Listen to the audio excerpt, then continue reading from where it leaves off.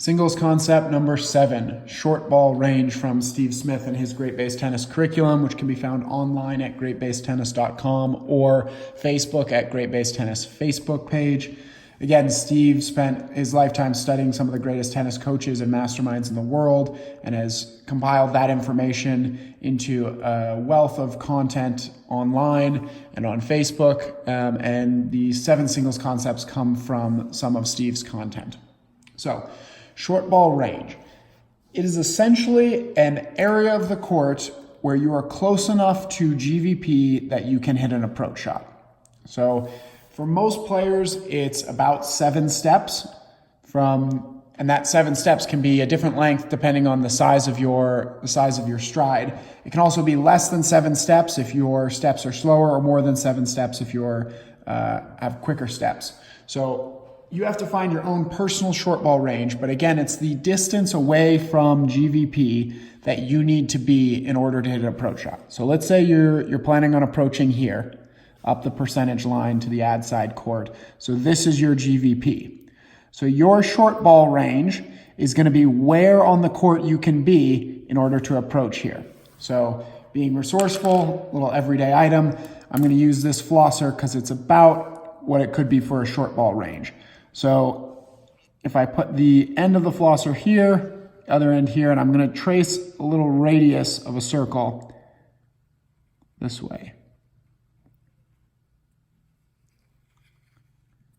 So this could be your short ball range. If the distance of this flosser is about the distance that you can cover and the time it takes to get your approach shot there and back, your short ball range to this point on GVP is here. So from here to GVP and from here to GVP are the same distance. So from each spot here, as long as you're just inside this line, you can approach to this corner of the court and you'll have time to get into good volleying position.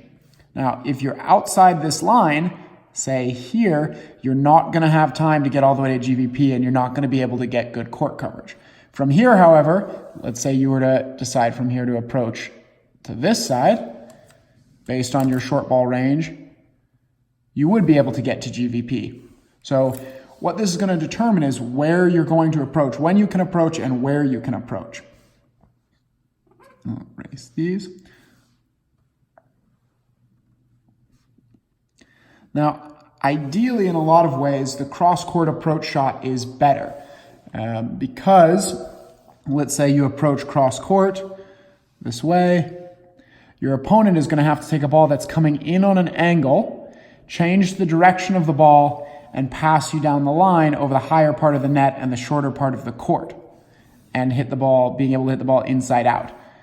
Now, if you were instead to approach down the line, your opponent takes a ball that's coming in straight and can pull it cross court over the shorter part of the net and the longer part of the court in order to pass you. So if you can, if it's within your short ball range, typically a cross-court approach shot is actually the smarter play. However, many coaches will tell you to approach up the line, which does make sense in a lot of situations because you're too far from the cross-court GVP and it takes fewer steps to get into the net if you approach up the line. I'm going to we'll draw the other GVP here.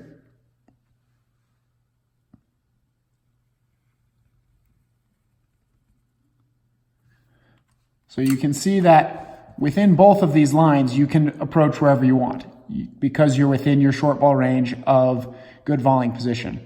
However, once you get outside these lines, so from here, you can only approach to this corner. You can't approach to here or you're not going to be able to get to GVP. Same thing on this side. So very important to understand your personal short ball range, know where it is on the court, and then be able to play the correct approach shot depending on where you are. Again, as you get closer to the middle, playing a cross-court approach shot is advisable. As you get further from the middle, you're more likely to be able to get to GVP playing a down-the-line approach shot. One more thing I want to mention on short ball range is your short ball range, again, is the distance that you can cover to get to GVP. So say you're outside both of these short ball ranges, but you really want to come in, you can hit, say, an underspin backhand, which is going to take speed off the ball. You get it deep, you're going to have more time to get in. So your short ball range can change as well depending on the shot you hit. If you blast a ball, even if you're within inside the short ball range, if you blast it and your opponent gets there and they have plenty of time, and you have less time because your ball has gotten there so quick, you're still not going to be able to get into GVP. So understanding short ball range is crucial to get into GVP and have good court positioning. And you can go out and test this out on your own, work on finding out where your range is on the court so you know when you get a short ball exactly what to do, where to approach, and how to get in appropriately. That was number 7 on the 7 singles concepts, short ball range.